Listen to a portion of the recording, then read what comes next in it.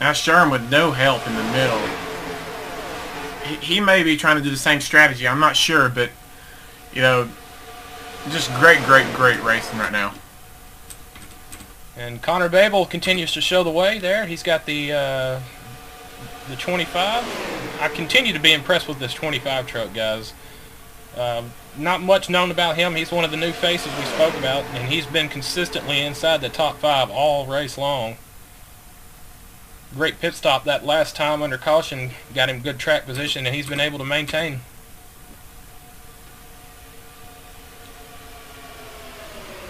Let's see if we can get a couple of onboard shots here for you guys, and give you a little bit of maybe some live action sound here. We'll step out and just let the sound speak for itself for a few laps, guys.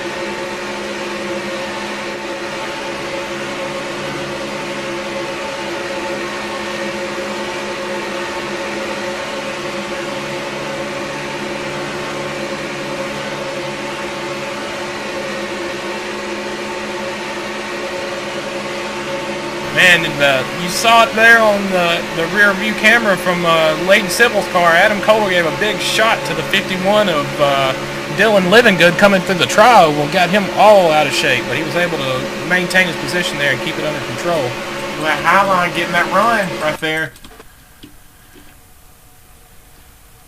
Brian Wallace going to take the lead here. He's got a big push from Jeremy Stanton and Jeffrey McClintock.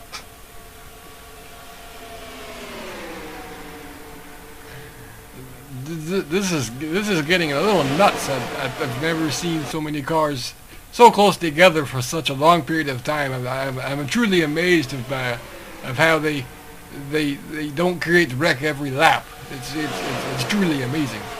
Well, it's the slogan of the track here, but this is Talladega. I mean, this is what you see every lap for the duration of the event. They call it white knuckle racing, Gunther, and this is a prime example. I'm very impressed. Very impressed. You think this is why you should be in the car with them? Yeah. Oh, here we go. The 88 of McClintock goes around. Oh, we've got a truck upside down. It's Adam Cole. He's over 3, 4, 5 times. Now he's continuing to roll down the back straightaway. Barrel rolls. Get back on the wheel. And he's going to end up on his wheels. We've got several other trucks involved. As many as 4, maybe 6. There's Keith Sherman's truck with rear end damage. That's just a wild race. And just a wild wreck right there. Yeah, we saw the first truck got out of shape was the 88 of Jeffrey McClintock. He bounced off the wall and came back across the track in front of everybody, and they tried their best to scramble and get out of the way. But like we've been saying, this 3-wide racing, there's not a lot of room when somebody makes a mistake.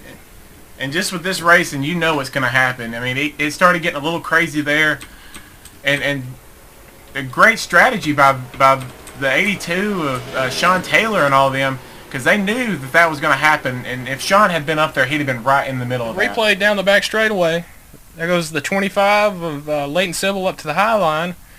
Wherever the 8, there he is. He starts to come down. I think he was getting a push from behind, maybe by the 31 of De Palma. You see, and there's Codal right in front of Sherman, and just a wild ride there for Adam Codal. Great job by all those guys in the very back to slow down and get through this wreck, but There's the 32. I didn't see him, and he was involved in that.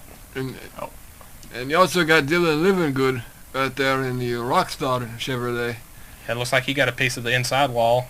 Yeah, I know him from rally racing. He's in a NASA rally competition that they race all over the world, and Rockstar is a very, very big sponsor of him. So I'm glad to see him in a different kind of race then. Here's a different angle. You see they're all chain bumping there. Codal gets up and bumps the 31, who gets into the 88 and turns him back up into the wall. I think that's what started it. And then you see the 88, oh, thank God the roof flaps worked on that, because he'd have been up in the, we'd have had 2 trucks rolling. Yeah, there's the one truck was involved there. I didn't see him in that first time. The 32, the 88. So that's at least You 5 got the trucks. 1. 5 or 6 trucks there. And Codal, let's just all hope he's okay, because that's a wild ride there. Certainly didn't want to see that happen. All right, this is looking back from Jeremy Stanley's number 2 truck. That's Jeffrey McClintock right behind him, so he just was ahead of this. Yeah, I think the 31 was getting pushed by the 33 was what started that, and they just turned the 88 down into the truck on the inside. So, Man. all right, here's on board with Brandon Lambert. These guys were far enough back they were able to miss it. Let's take a look.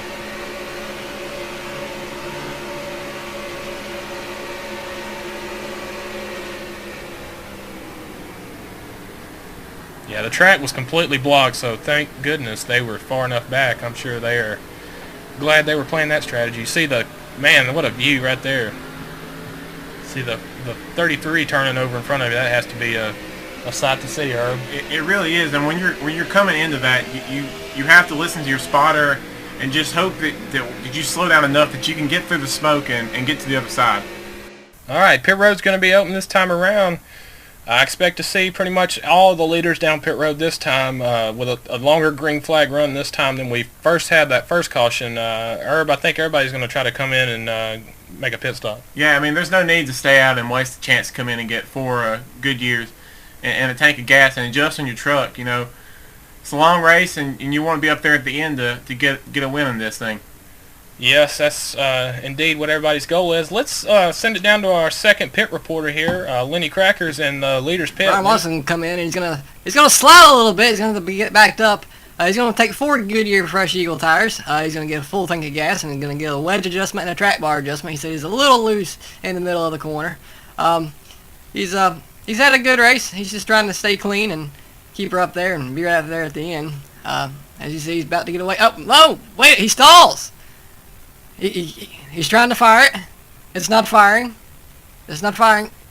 He's waving the crew to come help him. They're popping the hood. What's going on? They can't figure out. Yeah, something's not right there. We look like we saw some smoke come out the tailpipe, sir. He may have gotten some damage in this or hit a piece of metal or something that getting the engine. Well, that's certainly not looking good for Brian. We'll have to follow up with that again. It looked like Brett Lawrence stayed in the pits a little longer than he should have. What the? He's way in the back. Well, Gunther, I think since they were playing the hang at the back, and try to miss the wreck strategy, I don't think that really is a problem. He was probably just waiting for everybody to get off pit road in order to keep from running into anybody, because the pit road's so narrow.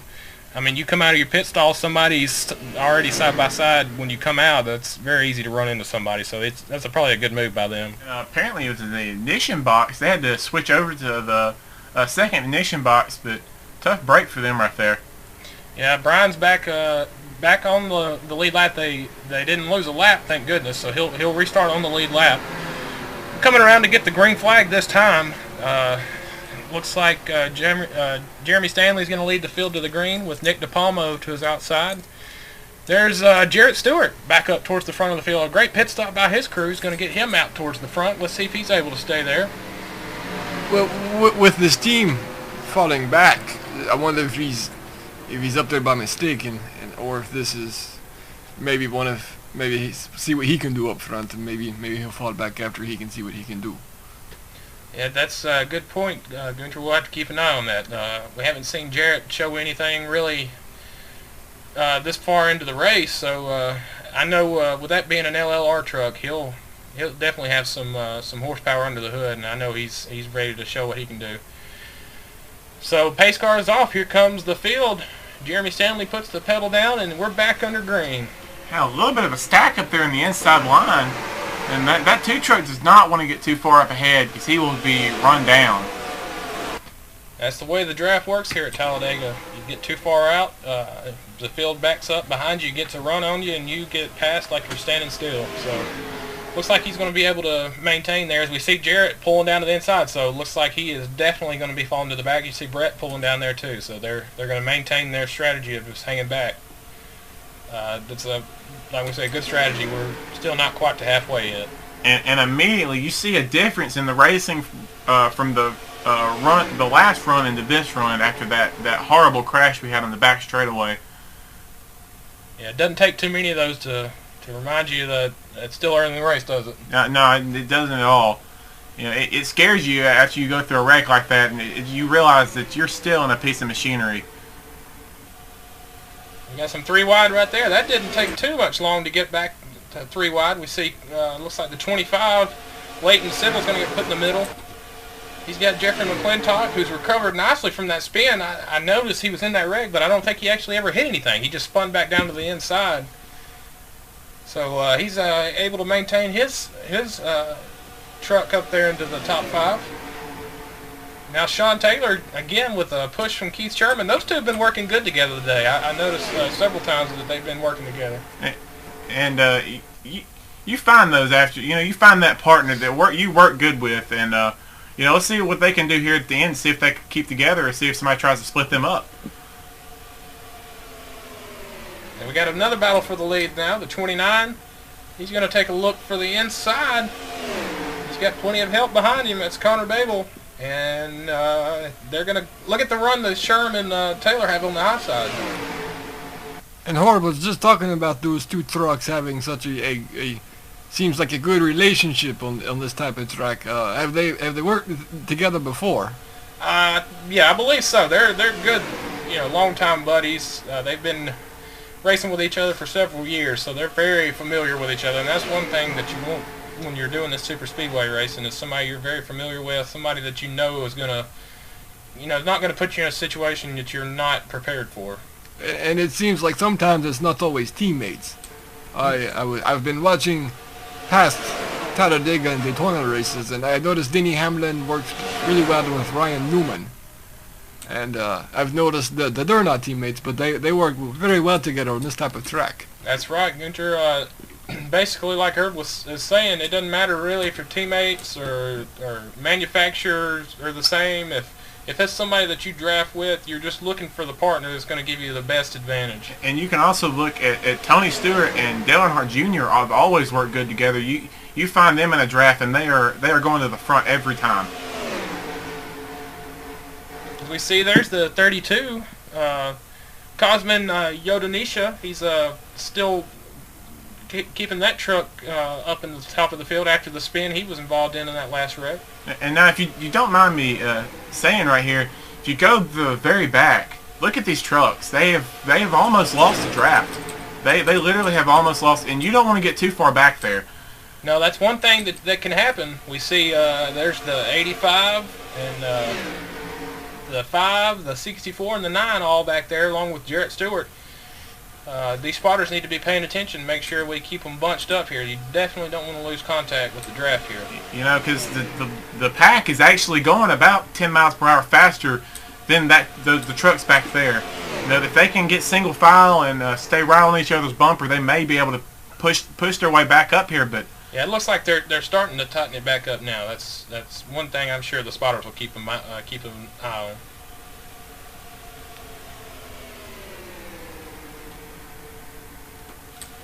Looks like we're single file there for the lead. Looks like the 82 and the 15 are still continuing to work together, trying to use that high side to... Oh, that 32 got on the apron and pushed up in the Sean Taylor. That was almost a close one right there. Yep, and now the outside, the very high outside line that we had saw working there for a little bit's died back down there back to 2 wide. And now 51, Dylan Livingood, he's going to hop up into the outside line in front of Sean Taylor and see if they can get up alongside the leaders here. Look at Brian Wallace. I mean, after that trouble he had on pit road, he is now back up there in this lead pack, and I've seen him slicing and dicing his way back up here to the lead after we mentioned that he had the ignition box A go out on him while doing the pit stop and had to switch over to the other ignitions. But he's doing a great job right now working his way up through this pack. I still see the LLR trucks. They're in the back and they're just staying back there. I think this is a really good strategy. In F1, you have strategies most of the time just to stay towards the front, and you try to lead the entire race because if you're the fastest car, you stay there. With this track, you stay so close together, and all the wrecks that can happen. That's always a safe bet, and I like this idea. Yeah, and I know also, Gunther, the F1 strategies are all usually they try to involve the pit strategy a lot with what they're doing. Coming in and out as fast as you can, trying to maintain your time on and off pit road, I know is a big factor. Oh yes, very much so, and also you have two different types of tires in F1. You have a softer compound, which doesn't last as long, but gives you much more traction.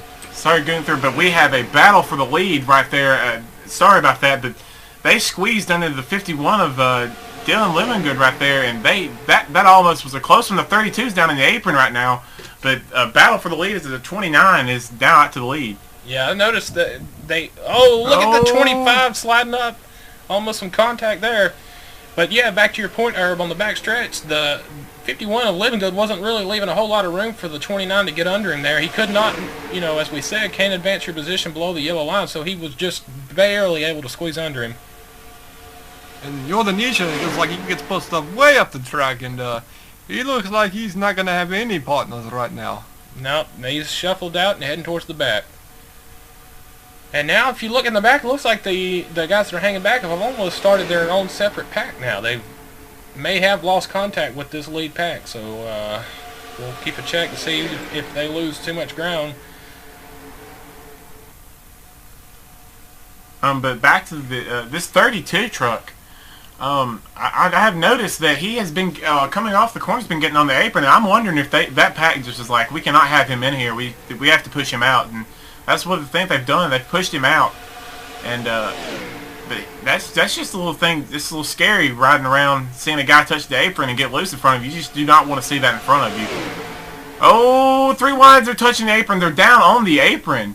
Yeah, Keith Sherman, he's trying to drop out of that pack there. We saw the one truck come up into Jeffrey Stanton. That looked very scary. That looked like could have been another big wreck on the backstretch. Yeah, Michael Desroches in the number 1 had slight contact with Stanton there, so. And I think we'll go down to our pit report there. Let's send it down and see if we got an update from pit road. Yes, we do. We have a pit road update. We have been contacted by the UAB hospital in Birmingham. Adam Codle, had a horrible wreck down the backstretch, and he seems to be okay. They're keeping him overnight. He's got a few bumps and bruises, nothing broken. After that wild ride that he had, after his truck barrel rolled a few times down the backstretch. All right, so that's good news. At least we know he's going to be okay. They're just going to keep him overnight for evaluation. So back to the race here. The 29, Connor Babel still continues to lead. We've got DePalmo riding in second there. The outside line trying to form back up with Livingood, Wallace, and McClintock leading the way there. You were talking about this 25 earlier. He continues to run at the front, and he's new to the series, so he doesn't really know a whole lot of people. But it looks like he tried to put a block right there on the 51. I don't know if Livingood's going to be happy about that one. Yeah, that's one thing we see happen a lot here, especially at Talladega. Young guys with not a whole lot of experience at this track. I don't know what it is. It just seems to play out to where they're able to keep keep the car up front, and it seems to play into their hand almost. We've had a lot of first-time winners at Talladega. Yeah, I mean, I actually had my first time my first win here at Talladega. Actually won Rookie of the Year in that same race, but it is somewhat of an easy track to learn, but it is also a hard track to learn. It is full throttle, but you do have to worry about everyone around you, and it is a little bit of a difficult track, but it comes naturally if you do have it. I noticed something back here. We were talking about the guys in the back trying to keep up with this second pack. They got almost too far back, and I think they've noticed that because they've launched or latched onto each other, I should say, and trying to push each other and maintain draft with the lead pack. Let's see if we can ride on board here with the 64 of Brett Lawrence. You'll notice down the straightaways especially, they're locked step with each other, pushing and trying to make as much speed as possible, trying to chase this lead pack back down. And so that's what you really have to do. You get so many cars in line, and all those cars up in there in the pack are drawing drag, and these cars staying in line, the air goes over them smoothly, so they can speed up and catch up to this pack. But we got one car down in the apron up here. But these cars seem to I think they are now catching them back up now. I think we've got another pit road report. Yes, y'all, we were talking about the LL truck staying in the back and, maybe losing the draft. I just talked to Landon's crew chief, Dave. Dave said they laid back, and the spotters realized that they were losing about 0.2 of a second, almost a lap. So they came on the radio with Brett Lawrence and Jarrett Stewart and Nick Baker, and they talked and said we need to get back up front. So that's what they've done. They've got locked together and just trying to catch back up with this pack so they don't lose the draft completely. All right. Looks like they've done it. I mean, they're right there on the tail end of the pack. You can see, looking back from Ryan Williams, that they started it. And we've got trouble on the track. We have another wreck. Oh, my goodness. Brian Wallace is in. Oh, he's over. He is over. Oh, no, he is flipping and he's into the wall. Oh, Jarrett Stewart. Oh, man. Brett Lawrence is in it. I think we have Chris Wentz, yeah. Oh, there's McClintock right there, the 88. We have Nick Baker in the 9. Yeah, guys, I mean, I hate to put, I'm not trying to pick on the man, but my gosh, how many times have we seen this happen to Brian Wallace, at super speedways especially? He just has the worst luck.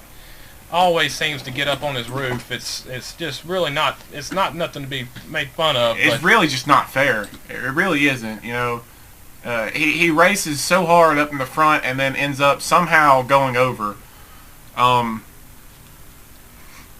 Let's back up and take a look at that. That was a lot of different drivers involved in this one. Okay, we see they're all pretty much single file here.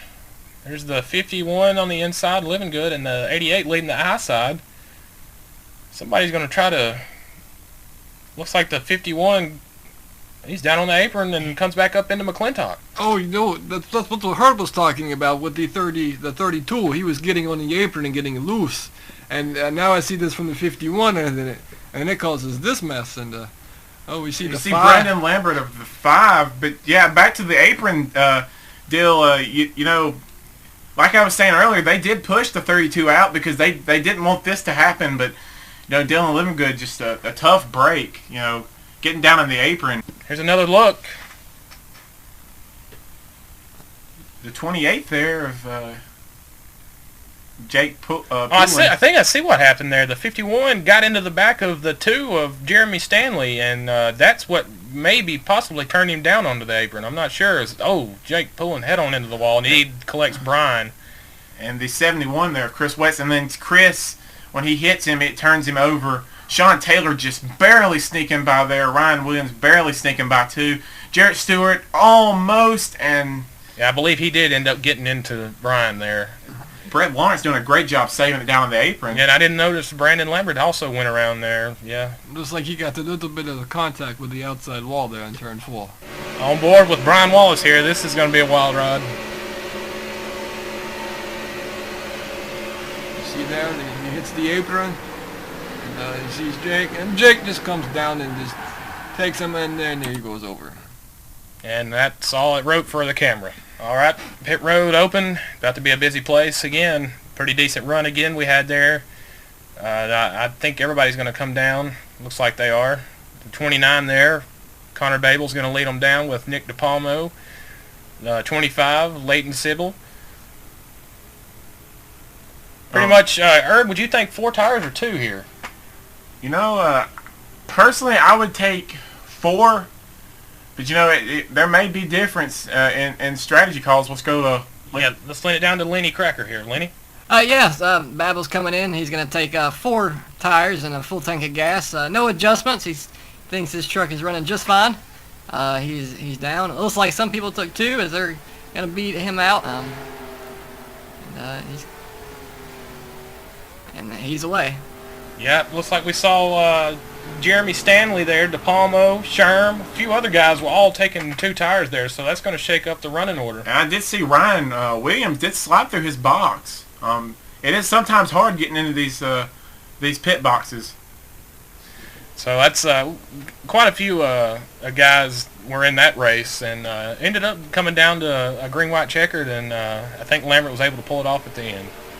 Well, that sounds amazing. Can you explain to me and maybe some of the other people who don't know what a green-white checkered is? Yeah, the way we run the finishes here, I don't believe they have this in the F1 series, but our races, we attempt to finish them under green. So we have 3 attempts at a green-white checker, and what that means is if there's a caution anywhere within, say, the last 5 or so laps to where they would not be able to get the track cleaned up in time to finish under green, they will extend the race 2 laps to give the green flag, and then they'll come around and take the white flag and then the checkered flag. And they have 3 attempts at that. So that's basically what a green-white checkered is. Oh, that's very interesting. Yeah, we don't have this in F1. It looks like we're going back green here. The number 2, he's going to get a good start. He's going to pull away, and the 31 gets a good start as well. And again, we have another line stack up. I think that's 3 times now in a row, or these restarts we've had one of the lines stack up a little bit. Yeah, different people trying to get up through the gears at different times there, and that'll lead to trouble, but luckily everybody's able to make it. Looks like everybody tried to get down to the bottom line as fast as possible there. Yeah, until you try to come up to speed, I think the inside line has definitely got an advantage, unless you've got several trucks lined up on the high side. We see Schramm, and he's up there pretty much by himself. He's got the 61 of Stanton with him. He's gonna tuck it back down on the bottom. I think that's a good idea there. And it does look like it is starting to calm down just a little bit. Single file for the most part. You know, you have a couple trucks side by side, but that can change in a hurry. We all know how these races go. Oh yeah. See, Sherm is going to swing to the high side, and he's got Sean Taylor with him and McClintock. And once again, we see Sean Taylor and Keith Thorman working together. This is very cool. I like this. 29 there, yeah. I thought he was going to hop up in front of him. And I think he was trying to, and he noticed that he didn't have Sherm cleared there, so he had to pop back down to the inside. Yeah, that was a close one. Oh, Sherm, a little squiggler right there. You got a little push going in the corner. You do not want to push in the corners with these trucks. The bumpers do not line up at all. No, unlike the Cup cars, they don't line up. And again, like I mentioned, with the cooling the way it is, you can't really push all the way around the track like we used to see.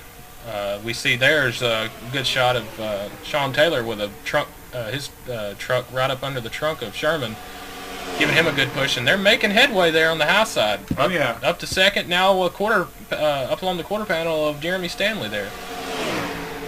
And once again, the 51, he's just gonna have to stop hitting this apron. I mean, he's already caused one wreck with this apron deal. I mean, it's just no good to be down in the apron. There's no grip down there. And we were talking about it just calmed down, and everybody's getting single file, and now they're back up to side-by-side racing. And it looks like this race is going to be this. The fans are on their feet this entire race. I don't think I've seen one fan sit down other than eat a hot dog. Man, the 29 of Connor Babel, he thought about getting up into the middle line there coming through the trial. Well, that was almost big, but he's back down to the inside.